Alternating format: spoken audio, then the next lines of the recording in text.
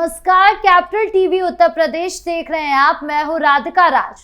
आज इस special story में हम बात करेंगे उत्तर प्रदेश पुलिस के उन साहसी एनकाउंटर्स की जो अपराधियों पर लगाम कसने का सबसे बड़ा हथियार बने हुए हैं। यूपी में योगी आदित्यनाथ सरकार के कार्यकाल में पुलिस का रॉबिन हुड स्टाइल रोजाना सामने आ रहा है, जहां अपराधी या तो सरेंडर कर रहे हैं या एनकाउंटर में ढेर हो रहे हैं। आज हम आपको बताएंगे कि हाल के दिनों में कहां-कहां कानून का डंडा चला है।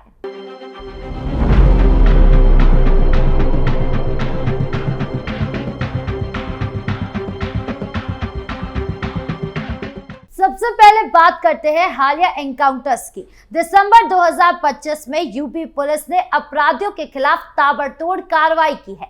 उत्तर प्रदेश में अपराधियों के खिलाफ योगी आदित्यनाथ सरकार की जीरो टॉलरेंस नीति एक बार फिर रंग लाई है। यूपी स्पेशल टास्क फोर्स ने बड़ी कार्रवाई करते हुए सहारनपुर और बुलंदशहर में दो कुख्यात वांटेड बदमाशों का एनकाउंटर किया। 20-21 दिसंबर की रात को हुई इन मुठभेड़ों में सहारनपुर के गंगो थाना क्षेत्र में 1 लाख रुपए के इनामी बदमाश सिराज अहमद घायल होकर पकड़ा गया, जबकि बुलंदशहर के देहात कोतवाली क्षेत्र में 50,000 के इनामी आजाद और जुबैर मारा गया। ये दोनों अपराधी लंबे समय से पुलिस की गिरफ्त से बाहर थे और गंभीर अपराधों में शामिल थे। इस कार्रवाई से अपराधियों में खौफ पैदा हो गया और आम जनता में सुरक्षा की भावना मजबूत हुई। सहारनपुर की घटना सबसे सनसनीखेज रही। सिराज अहमद पर कुल 30 मुकदमे दर्ज थे, जिसमें हत्या के प्रयास, राष्ट्रीय सुरक्षा अधिनियम जैसे गंभीर आरोप शामिल है। वो सुल्तानपुर से एक हत्या के मामले में वांटेड था और 1 लाख का इनाम उसके सिर पर था। पुलिस को गुप्त सूचना मिली कि सिराज पटना हरियाणा बॉर्डर से आकर सहारनपुर में किसी बड़ी वारदात को अंजाम देने वाला है। एसटीएफ की टीम ने तुरंत एक्शन लिया और गंगो थाना क्षेत्र में घेराबंदी कर दी। जैसे ही सिराज पुलिस को देखा, उसने ताबड़तोड़ फायरिंग शुरू कर दी। आत्मरक्षा में एसटीएफ ने जवाबी कार्रवाई की, जिसमें सिराज के पैर में गोली लगी और वह घायल होकर गिर पड़ा। पुलिस ने उसे तुरंत अस्पताल पहुंचाया, जहां उसका इलाज चल रहा है। गिरफ्तारी के बाद उसके पास से भारी मात्रा में हथियार और सामान बरामद हुआ। एक 30 बोर पिस्तल, एक 32 बोर पिस्तल, 30 और 32 बोर के कई जिंदा कारतूस, खोखा कारतूस, 4 मोबाइल फोन, 2 वाईफाई डोंगल, एक छोटा बैग, आधार कार्ड और एक मोटरसाइकिल, ये सब कुछ बरामद हुआ। पुलिस का कहना है कि सिराज का नेटवर्क काफी बड़ा था और पूछताछ से कई बड़े खुलासे होने की भी उम्मीद है।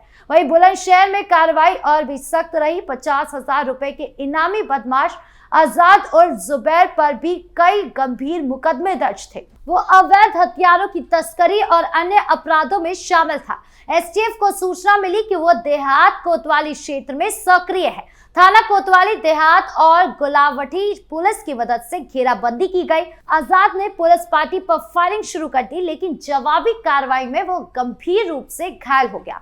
उसे जिला अस्पताल ले जाया गया, लेकिन इलाज के दौरान उसकी मौत हो गई। पुलिस ने उसके पास से अवैध पिस्तल, कारतूस और एक बाइक बरामद की। एसटीएफ अधिकारियों का कहना है कि आजाद का एनकाउंटर अपराधियों को साफ संदेश देता है कि अब यूपी में गुंडागर्दी नहीं चलेगी। दोनों एनकाउंटर अलग अलग जिलों में हुए, लेकिन समय एक ही रात का था, जो एसटीएफ की मुस्तैदी और कोऑर्डिनेशन को दिखाता है। ये कार्रवाइयां योगी सरकार की अपराध नियंत्रण नीति का हिस्सा है। यूपी पुलिस अब अपराधियों को जिंदा पकड़ने की कोशिश करती है ताकि नेटवर्क का पता चल सके, लेकिन अगर वो फायरिंग करे तो पीछे नहीं हटती। सिराज को जिंदा पकड़ा गया, जबकि आजाद की मौत हो गई। इससे साफ है कि पुलिस आत्मरक्षा में कोई कसर नहीं छोड़ी। जनता इस कार्रवाइयों की तारीफ कर रही है। न केवल सहारनपुर में, बल्कि मेरठ और उन्नाव में भी एनकाउंटर एक्शन देखने को मिला। इन मुठभेड़ों में 2 कुख्यात बदमाश घायल होकर पुलिस की गिरफ्त में आ गए। ये कार्रवाई 25 दिसंबर की रात हुई, जब पुलिस की सतर्कता ने अपराधियों की वारदात को नाकाम कर दिया। इन घटनाओं से साफ है कि यूपी पुलिस अब अपराधियों को न भागने दे रही है, न बख्श रही है। आम जनता में सुरक्षा की भावना मजबूत हो रही है, जबकि बदमाशों में दहशत का माहौल है। उन्नाव की घटना सबसे पहले देखते हैं। उन्नाव जिले के थाना असोहा क्षेत्र में एसओजी यानी स्पेशल ऑपरेशंस ग्रुप और सर्विलांस टीम की संयुक्त कार्रवाई चल रही थी। बुधवार रात करीब 9:30 बजे भल्ला फार्म कालू खेड़ा मार्ग पर जंगली खेड़ा नहर पुलिया के पास पुलिस चेकिंग कर रही थी। तभी एक मोटरसाइकिल पर सवार 2 युवकों ने पुलिस पार्टी को देखते ही फायरिंग शुरू कर दी। पुलिस ने आत्मरक्षा में जवाबी फायरिंग की, जिसमें एक बदमाश शेरा उर्फ गोलू के बाएं पैर में गोली लगी। वो मौके पर गिर पड़ा और गिरफ्तार हो गया। उसका साथी अंधेरे का फायदा उठाकर फरार हो गया। शेरा पुत्र पन्ना लाल निवासी रौकरना का है। पूछताछ में उसने कबूल किया कि वो जनपद के विभिन्न थाना क्षेत्रों में चोरी की कई घटनाओं में शामिल रहा है। उसके खिलाफ थाना औरास, बेटा मुजावर, फतेहपुर, 84, माखी, सफीपुर, असोहा सहित कुल 9 मुकदमे दर्ज है। क्षेत्राधिकारी पूर्वा तेज बहादुर सिंह ने बताया कि पुलिस टीम सतर्कता से चेकिंग कर रही थी और अपराधियों की फायरिंग के जवाब में आत्मरक्षा में गोली चलाई गई। घायल शेरा को तुरंत अस्पताल भर्ती कराया गया, जहां उसका इलाज चल रहा है। पुलिस फरार साथी की तलाश में जुटी हुई है और पूछताछ से कई खुलासे होने की भी उम्मीद है। अब बात करें मेरठ की घटना की। मेरठ के जानी थाना क्षेत्र में 25,000 रुपए के इनामी बदमाश शिवा से बुधवार देर रात मुठभेड़ हुई। शिवा निवासी शास्त्री नगर के हैं और वर्तमान में बागपत रोड थाना ट्रांसपोर्ट नगर क्षेत्र में रहता है। उस पर लगभग 11 महीने पहले फरवरी महीने में ट्रांसपोर्ट नगर में इमरान नाम के व्यक्ति की गोली मारकर हत्या करने का आरोप था।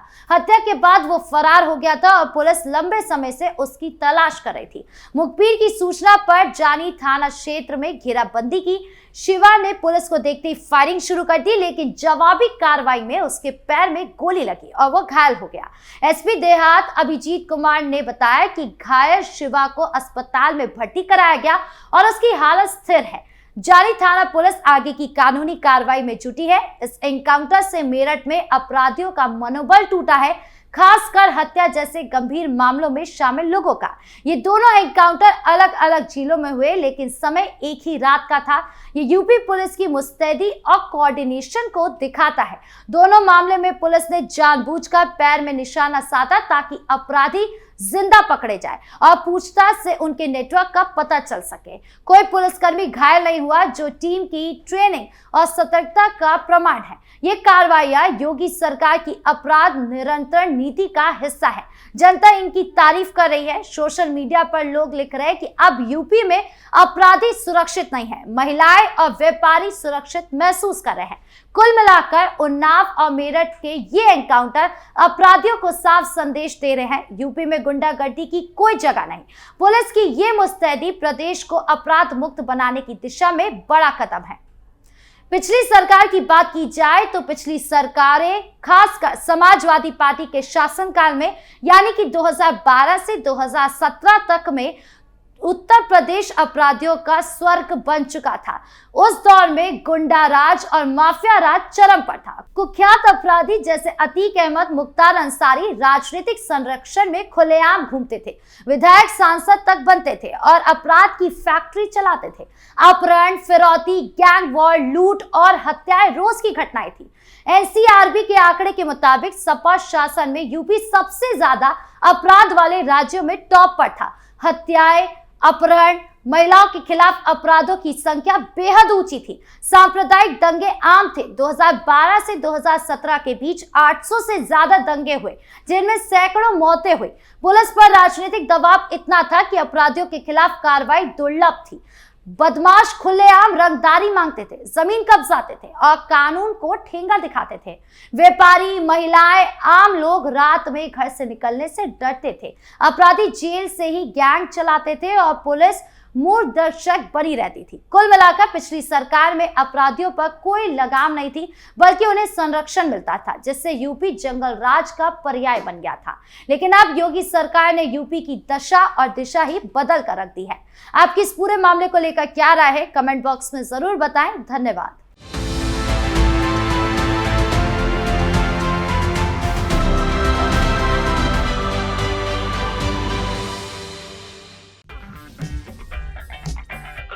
अगर आपको हमारा वीडियो पसंद आया हो तो इसे लाइक करें, हमारे चैनल को सब्सक्राइब करें और हाँ, बेल आइकन दबाना ना भूलें ताकि आप तक हमारे वीडियो की नोटिफिकेशन पहुंचती रहे।